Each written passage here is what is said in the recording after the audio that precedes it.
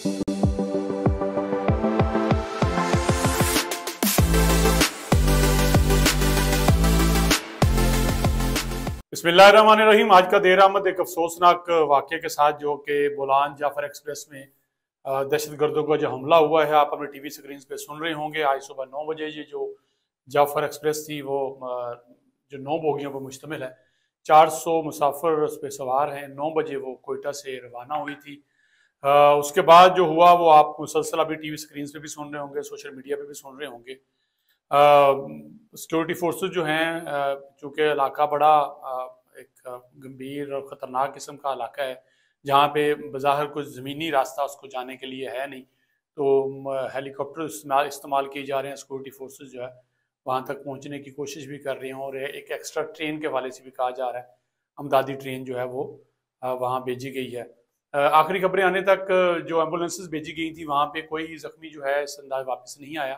पहले बताया जा रहा था कि बहुत सारे लोग जो हैं ज़ख्मी हो गए हैं, फायरिंग हुई है। कोई ज़ख्मी किसी हॉस्पिटल में नहीं लाया गया, इस हवाले से रिपोर्ट हो रहा है। ड्राइवर के बारे में कहा जा रहा था कि उसको ज़ख्मी किया गया, और जिस मुकाम पे दहशतगर्दों ने इस ट्रेन को रोका है वहाँ गाड़ी ऑटोमेटिकली स्लो हो जाती है। टनल है वहाँ पे, चढ़ाई है तो वहाँ स्लो हो जाती है।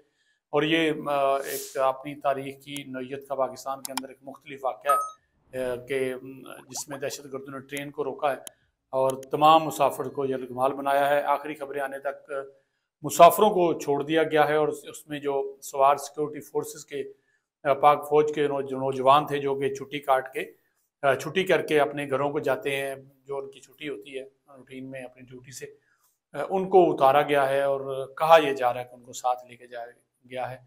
और उसके बाद आपको पता है दहशतगर्दों के मुतालबात होते हैं, कोई अच्छी उनकी ख्वाहिश या अच्छे उनका सोच के साथ तो उन्होंने ये नहीं किया।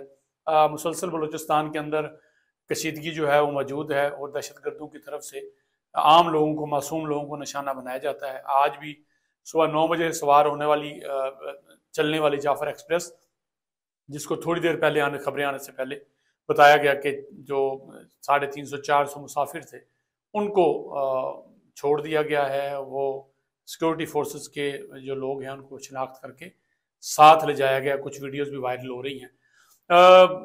अफसोसनाक वाक़या यकीनन हुआ है, नहीं होना चाहिए था। यकीनन इस पर कार्रवाई भी होगी। दहशतगर्दों का हमेशा की तरह कला कमा भी किया जाएगा, आगे भी बढ़ा जाएगा। लेकिन अफसोस इस बात पे होता है कि हमारे मीडिया के दोस्त, हमारे सोशल मीडिया पे बैठे हुए लोग कुछ ऐसी वीडियोस जिनका उनसे कुछ लेना देना नहीं है। कराची में कुछ दिन पहले एक पेट्रोल पंप को कोई आग लगी, या तेल के किसी कुएं को आग लगी, उसकी वीडियो शेयर कर रहे हैं। किसी दूसरे मुल्क की जो है वो वीडियोस जो है वो ट्रेन को आग लगी वो शेयर कर रहे हैं। हालांकि अभी तक ऐसी कोई खबर बात नहीं आई किस तरह से ट्रेन को आग लगा दी हो, और ट्रेन चल भी रही है। एक तरफ कहा जा रहा है कि ड्राइवर को ज़ख्मी कर दिया गया और उसके हेल्पर को भी ज़ख्मी कर दिया गया, डेडली इंजर्ड है। दूसरी तरफ ये शो किया जा रहा है कि ट्रेन को आग लगी और ट्रेन चल भी रही है, और सारे मुसाफिर जो खुदा न खास्ता इसमें शहीद हो चुके हैं। बहरहाल ये आज बुलान पास डाडर का मुकाम है जहाँ पे ये हुआ है। मासूम शहरियों को एक बार फिर टारगेट किया गया है, इलाके को घेरे में लिया गया है। क्लियरेंस ऑपरेशन जो है वो शुरू है इस वक्त तक। और वही बात के दहशतगर्दों का मासूम मुसाफिरों को निशाना बनाना इस बात की गमाजी कर रहा है कि उनका ना इस्लाम से कोई ताल्लुक है, ना उनका पाकिस्तान से ताल्लुक है। और औरतों और बच्चों को ढाल बनाकर एक बार फिर कार्रवाई की गई है, जिसके हवाले से कहा जा रहा है कि अब उनको छोड़ दिया गया और फोर्सेस के लोगों को शनाख्त करके ले जाया गया है। इंडियन आपको पता है, और मुल्क दुश्मन जो लोग हैं वो सोशल मीडिया पर आप देखेंगे वही अकाउंट्स, आप ज़रा अकाउंट्स को रिफाइन करेंगे। अगर आप किसी भी अकाउंट पर वीडियो देख रहे हैं तो आप सिर्फ उसकी क्लिक पे जाएं, उसकी प्रोफाइल पे जाएं, तो आपको अंदाज़ा होगा कि ये वो लोग हैं जो हमेशा पाक फौज की और दहशतगर्दों के हक में, पाक फौज के खिलाफ वीडियो जो है वो शेयर कर रहे होते हैं। हर वो जगह जहाँ पे पाकिस्तान के मासूम लोगों को निशाना बनाया गया हो, या किसी फौजी जवान की शहादत हो, उसके बारे में खबर आए, वो इसको एंटी बना के पेश करते हैं।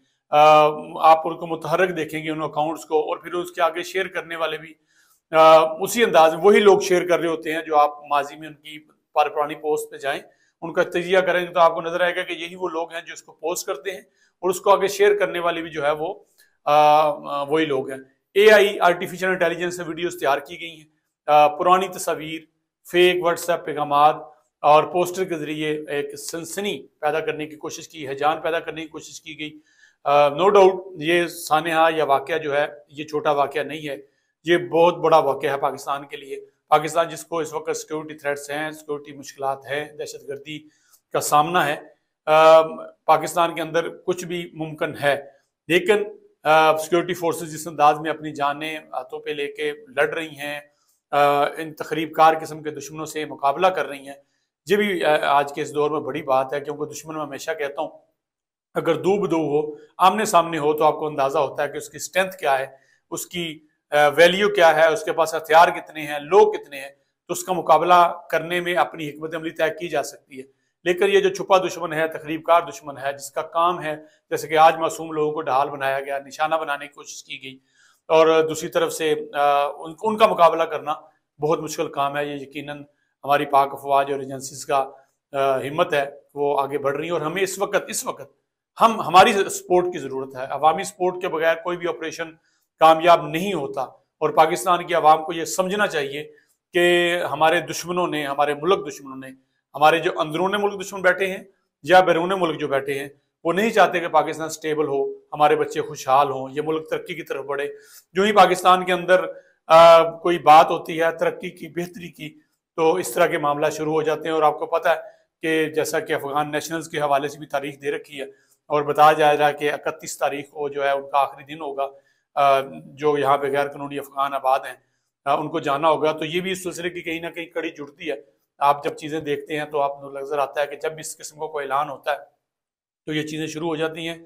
मेरी तमाम उन पाकिस्तानियों से जो पाकिस्तान से सच में मोहब्बत करते हैं, पाकिस्तान का भला चाहते हैं, खुदारा फेक चीज़ों से एहतियात कीजिए।